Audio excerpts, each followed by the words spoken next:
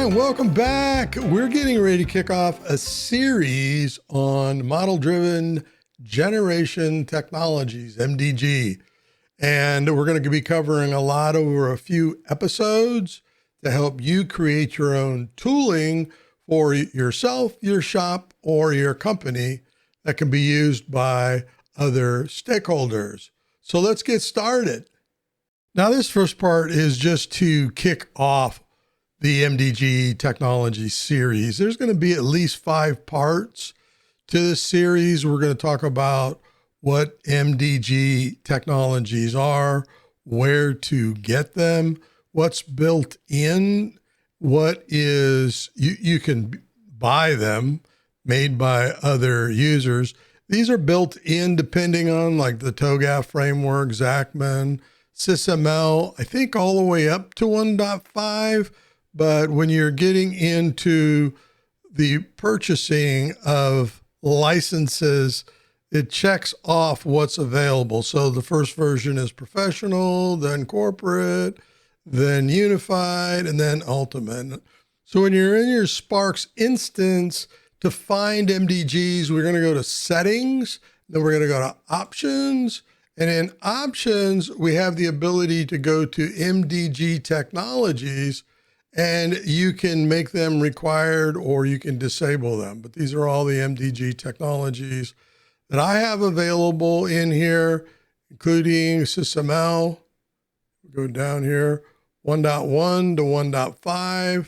So I have those available, right? And this happens to be my own MDG that I created for solutioning. And we're going to talk about that in this series. Let's go ahead and close this. Let's go to the Start tab and let's go to Perspectives. And I'm going to go to Settings. And in Settings, you can determine what you want to show for others. So you have personal sets, you have shared sets with your team, personal sets. Let's go to this one. Over on the right, these are included technologies. So you can go in and configure your perspectives to show or not show particular perspectives. So you just go through the ones that you want, and you can check those MDG technologies to be used within your tooling. And if you are building any model, if for instance, if you went here and you went to create a diagram, here are all the MDGs that are, I have everything open that are available. You have your UML structural and behavioral and extended, comes in every version and more. Then you have Archimate, which is very important, following the TOGAF methodologies, and so much more that you can choose from. So if you went into MySQL, you could create a diagram that supports MySQL architecture and development and all the way down. And over here in the Specialized tab, you have in the Technologies panel, Manage Technologies. And here you can go through all of the MDG technologies that you have available for you. There are links, websites for support. So you could go all the way down into various MDG technologies, including my own, if that's available. And this is just going to YouTube channel. You can go to SysML, and there's support for the MDG provided by whoever created the MDG. In this case, Sparx Systems is supporting this MDG for 1.5, SysML 1.1, TOGAF. Right here, you can see support, describe. We're going to be talking about all of this in this series. So where are MDGs in your Sparx installation? So primarily they're in wherever you installed Sparx. So in this particular case, C drive program files for 64-bit, Sparx Systems, the EA folder under MDGs. And here are the MDGs that are installed when you install Sparx Enterprise Architect. Now, these are system MDGs, so they can be made available to anyone that's utilizing the software on your desktop during its access. Then the next place is app data. This is under Roaming, Sparx Systems, EA, MDG Technologies, and this is where you can deploy MDGs for user access, not anyone else's access. So if you're building your own personal MDGs or you only want them available to certain users and not having your sysadmin or model administrator deploying these packages in the system folder, you can put them under the app data folder for specific users. And we'll talk more about that as we're getting into deployment of MDG technologies. Now, you can certainly deploy these to any folder. If you're going to go to a shared folder outside of your local machine, you might want to be concerned about latency during access or availability, but you can access these MDGs from really anywhere from the Sparx system. So when you're in here and you're building out where it is, let's just go to publish.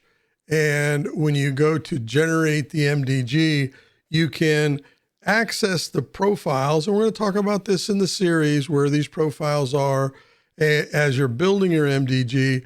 You could put them in a development environment. And that's normally where I start. I develop my MDGs. I've been doing this for a lot of years. I'm not going to age myself now, but I start in a development environment, all the code repositories for the XML, for versioning. It's backed up and I feel very safe. I might be collaborating with other stakeholders, and that's where I start. Then I move it to a staging environment, and the staging environment is normally on those modelers, the governance team, app data. So it's user data, user access only, and not anyone else but them can access this. And then as they approve the MDGs, they can then be deployed using your package deployment from your sysadmin as you're deploying software and other packages to other machines. They can put them either in app data or they can put it in the system folder. We recommend that for production use that they go into the system folder. Now, this series is going to be about 5 parts. We're going to try to fit it into 5 parts. And that's going to be around preparing for MDG development. So essentially, it's preparing your environment to develop your MDGs. This should be a separate repository or instance of Sparx where you're solely working on MDGs, profiles, and things related to MDGs, such as bringing in your reference data that's necessary that you want to include in the MDG deployment. So we're going to talk about preparing for the MDG development in that environment. And we will actually use Model Builder. If you go to Model Builder and you want to jump ahead, just bring this up, go in here. We're going to type in MDG, and we immediately jump down to MDG Technology Builder. And then you can look at the starter template and everything that's involved with this. And we're going to actually start with a basic template. This wizard has been around for a long time, very useful in getting you started. And when you create your packages, essentially you end up with a folder whatever you named this one's named solutioning, where you have your profile. We're going to define our stereotypes and our meta classes, as well as our enumeration.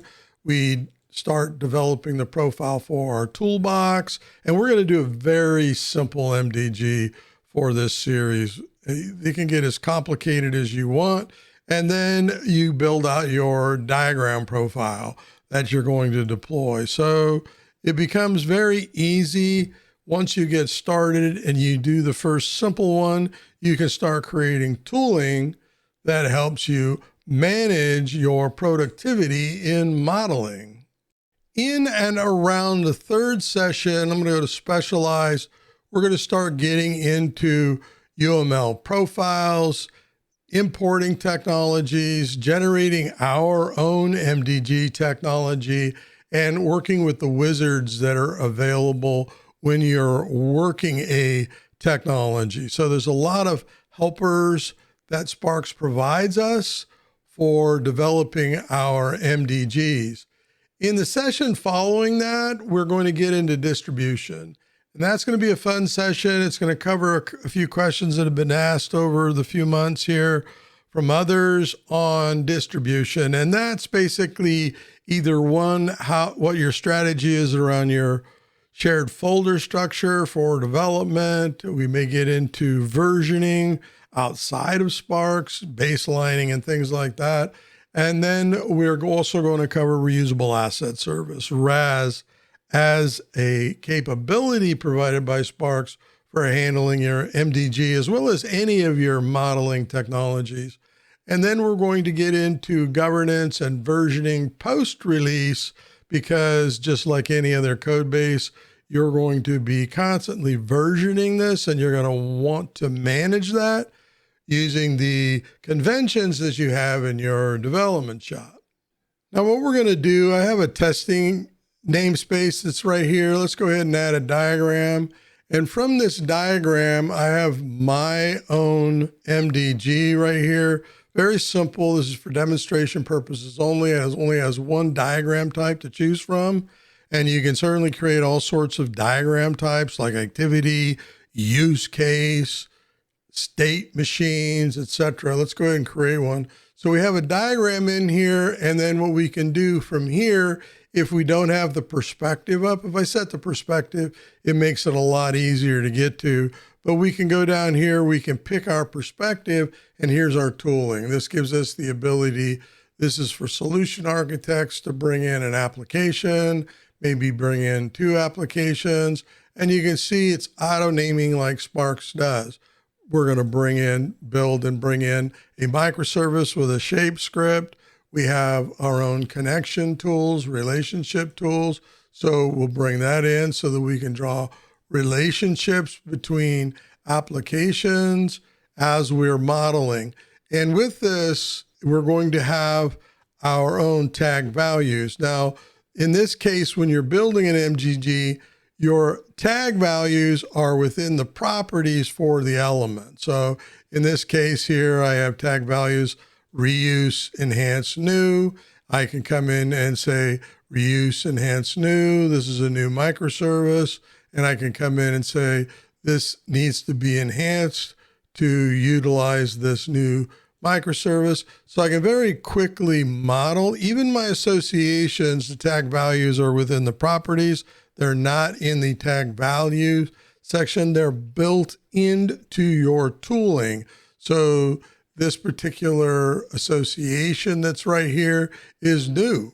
So we can bring in and we can say that this is a new implementation. Therefore, this is going to be a new implementation.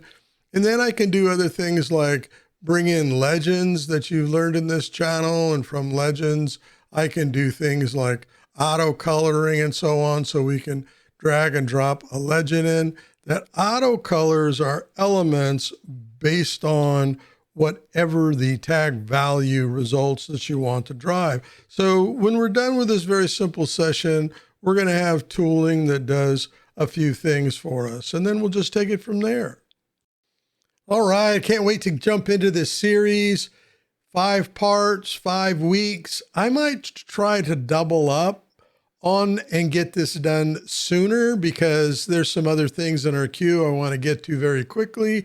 And I think I have the time right now. So very much looking forward to that.